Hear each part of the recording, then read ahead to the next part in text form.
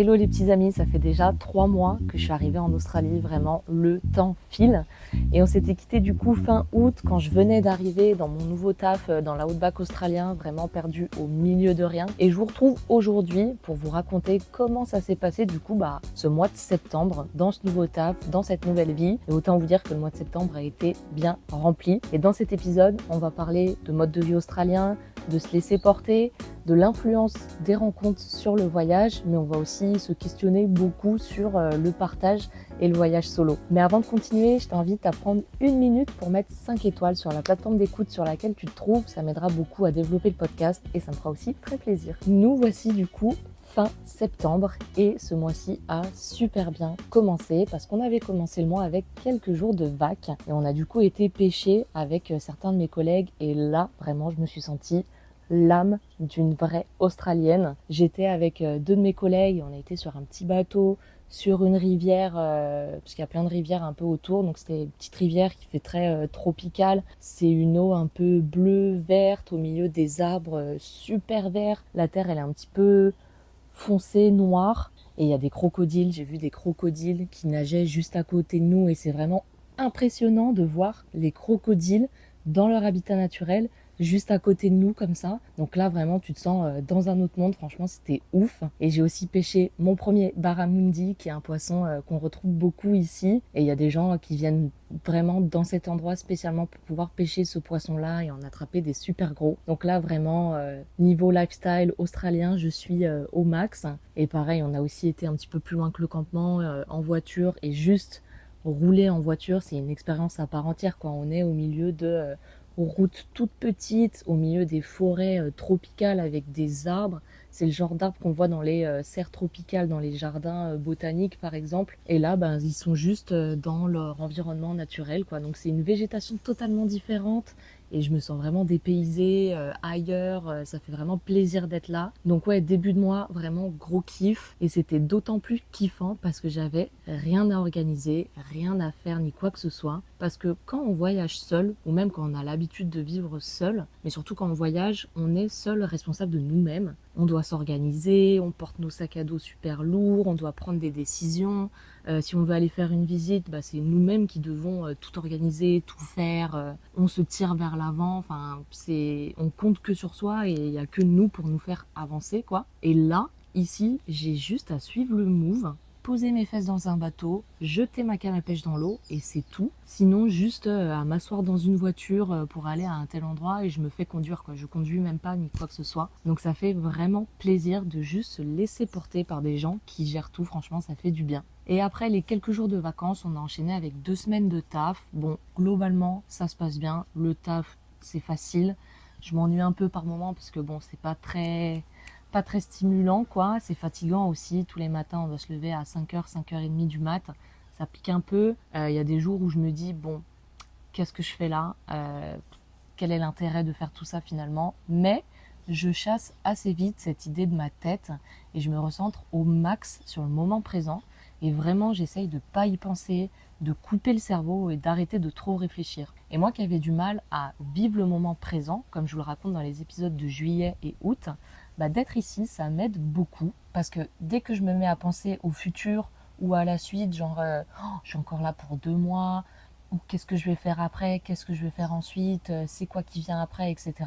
Ça m'angoisse un peu et ça me fait cogiter alors que j'ai vraiment zéro moyen d'agir sur la suite parce que dans tous les cas, je suis ici encore pour 2 mois, donc j'ai rien d'autre à faire à part être là, c'est tout. Et chasser toute idée qui est liée au passé ou au futur, franchement, on se sent beaucoup mieux. Et je sais que personnellement, ça aide aussi à beaucoup plus apprécier les moments passés ici, passés avec les collègues, etc. Et ça prend du temps de réussir à se focus dans le présent. Mais en tout cas, je recommande, ça aide à se sentir mieux. Et on arrive mi-septembre et on a de nouveau quelques jours de vacances parce qu'on n'a plus aucun groupe de clients qui viennent. Et on a du coup 2 semaines off avant que la saison de la pêche commence. Jusqu'ici, on avait des groupes qui venaient sur un tour. Et là, on a juste quelques clients qui viennent ici et là pour 2-3 jours entre potes. Et du coup, pendant ces jours off, la majeure partie de l'équipe, on va sur Darwin pour quelques jours. Et ça fait vraiment du bien de sortir du campement, de sortir de l'isolement. Rappelez-vous, au moment du Covid, après avoir été enfermé pendant 3 mois, le moment et le sentiment quand on sort de chez nous, la vie reprend un peu, ça fait bizarre, genre on est content, mais en même temps ça fait bizarre, on se sent perdu, il y a du bruit un peu autour de nous, c'est bruyant, il y a du mouvement, c'est un peu overwhelming, quoi, on se sent un peu dépassé. Et ben là, c'est exactement pareil. Vu qu'ici, on est un peu enfermé, enfin, on est au milieu de rien, on voit personne ni quoi que ce soit. Là, on se retrouve de nouveau dans la civilisation et ça fait bizarre, quoi. Bon, c'est cool, mais c'est fatigant, mais ça fait plaisir. Franchement, la vie est belle, on va au resto, on se balade, on va se baigner. Franchement, tout va bien. Mais vient le moment de dire au revoir à deux de nos collègues qui ne restent pas pour la saison de la pêche parce qu'on a moins besoin de staff. Et là, à ce moment-là, sniff, vraiment sniff, parce que je dis au revoir à un des collègues avec qui je passais 80% de mon temps ici. Vraiment, on bossait ensemble, on mangeait ensemble, on passait la plus grande partie de notre temps libre ensemble. Et là, juste c'est fini en fait, plus rien. Et pour ça, les voyages comme ça, c'est un peu difficile, quoi. On rencontre des gens, on passe du temps avec eux, et d'un coup, plus rien. Et on a déjà abordé ces sujets-là, des relations, des connexions, un peu dans certains autres épisodes. Mais là, j'expérience vraiment le truc, quoi. Et après Darwin, on retourne au campement. Et là, je sens davantage que ce collègue est parti. Notamment parce que le soir, je suis sortie dehors et tout. J'ai regardé la lune, les étoiles. Et en fait, avec ce mec-là, on avait l'habitude de se dire oh, regarde la lune comme c'est trop beau. Oh, regarde les étoiles. Oh, regarde le coucher de soleil. Regarde les couleurs. Regarde ci, ça. Et là, je suis face à ce ciel trop beau. Et j'ai personne à qui l'exprimer, ni avec qui le partager, et je me sens un petit peu frustrée. Genre le moment vécu a pas la même saveur. Et j'ai du coup une phrase qui résonne un peu en moi, qui vient du film Into the Wild, c'est le bonheur n'est réel que lorsqu'il est partagé. Et là, vraiment, à ce moment-là, cette phrase fait sens. Et j'en viens à me questionner un petit peu sur tout ça. J'ai l'impression que le fait de partager un moment qu'on vit, une émotion, un ressenti, ça rend réelle la chose. Je sais pas si vous voyez ce que je veux dire, dans le sens où on peut kiffer un moment seul, par exemple, à regarder un coucher de soleil, mais je trouve que le kiff est amplifié quand on partage le coucher de soleil avec quelqu'un. Comme si le fait que la personne voit ce qu'on voit, sent ce qu'on sent, ça nous prouve que c'est réel, c'est bien là et qu'on est vraiment en train de vivre la chose. Et d'un autre côté, peut-être que c'est aussi un peu un partage de good vibes, genre on se transmet nos good vibes qu'on ressent pendant le moment et du coup ça amplifie le kiff ressenti. Mais globalement de tout ça, je me demande si on peut être 100% heureux seul. Et j'en suis pas si sûre. Dans une certaine mesure, oui, quand on est à l'aise avec soi, on passe des moments à faire sa petite life, etc. C'est cool. Mais les choses sont pas pareilles quand on partage un resto, une balade, une conversation, un café, peu importe. Et la phrase « le bonheur n'est réel que lorsqu'il est partagé » vraiment prend tout son sens, quoi. Et donc, plus largement parlant, quand on voyage seul, on n'est jamais vraiment seul. On rencontre plein de monde, on se fait des potes, on rencontre des gens avec qui on peut passer une heure comme un mois, et on va s'en souvenir, ça va nous marquer. Et j'ai l'impression que ça nous marque plus que les moments qu'on passe seul. Et que les rencontres, les connexions, c'est vraiment ça qui façonne et qui fait notre voyage. C'est ce qui nous oriente, c'est ce qui nous procure des émotions, et c'est ce qui nous crée des souvenirs, etc., quoi.